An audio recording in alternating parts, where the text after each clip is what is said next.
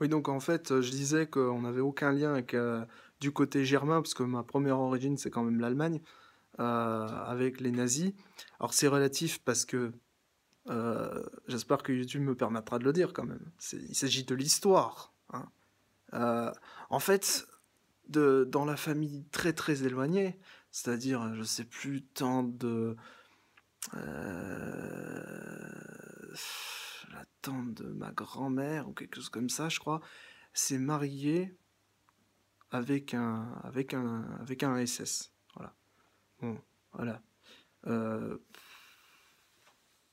Ils sont partis, du coup, ils ont migré au Canada.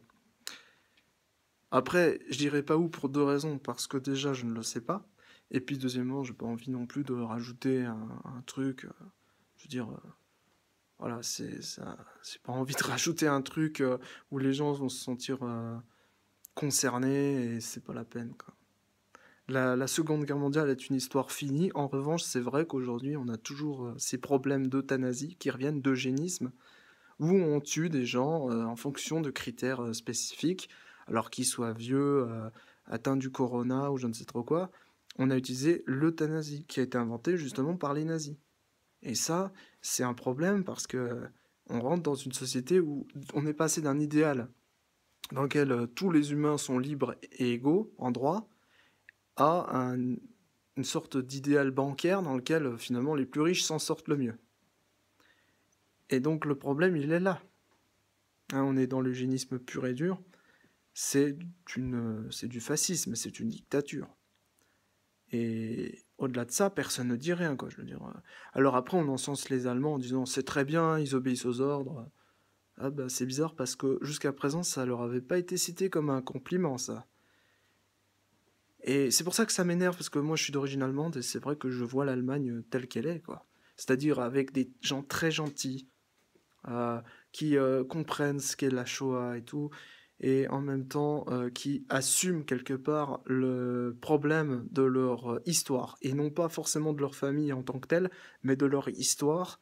Et ça, c'est vrai que c'est très dur parce que la plupart des Allemands ne le font pas. Et quand ils ne le font pas, ben, on ne peut pas te parler, ça devient un sujet tabou.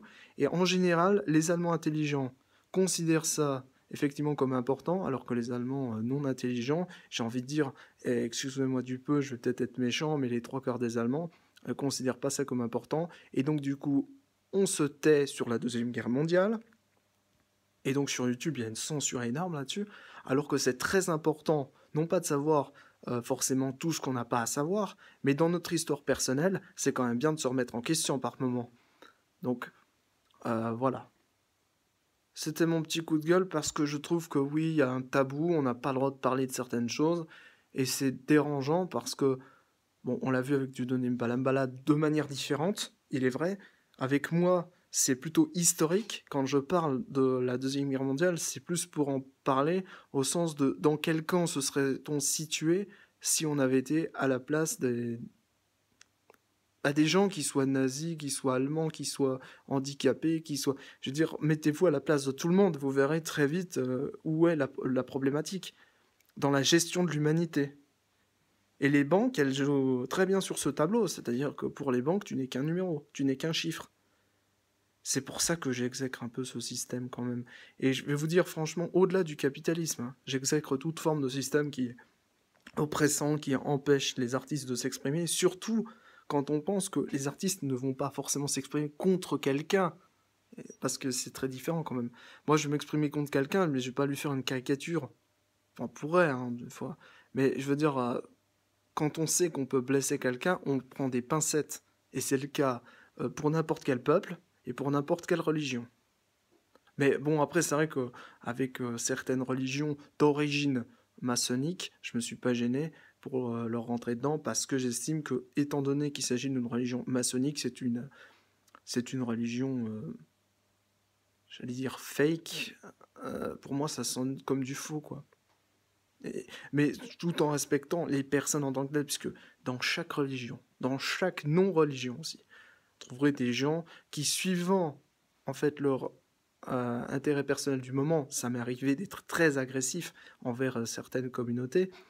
Euh, En revanche, c'est vrai que d'être totalement, tout le temps, H24 dans l'agression, c'est pas forcément une bonne solution. C'est pas parce qu'on se fait agresser par certains membres d'une certaine communauté que derrière, il faut généraliser. Voilà.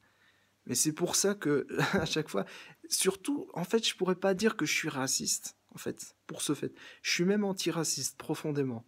Mais le problème, c'est qu'on peut pas faire de l'antiracisme à partir d'une vision personnelle du monde. Pour lutter contre le racisme, la première chose, c'est de faire en sorte que les races s'entendent entre elles. C'est-à-dire les peuples, les ethnies, et différentes.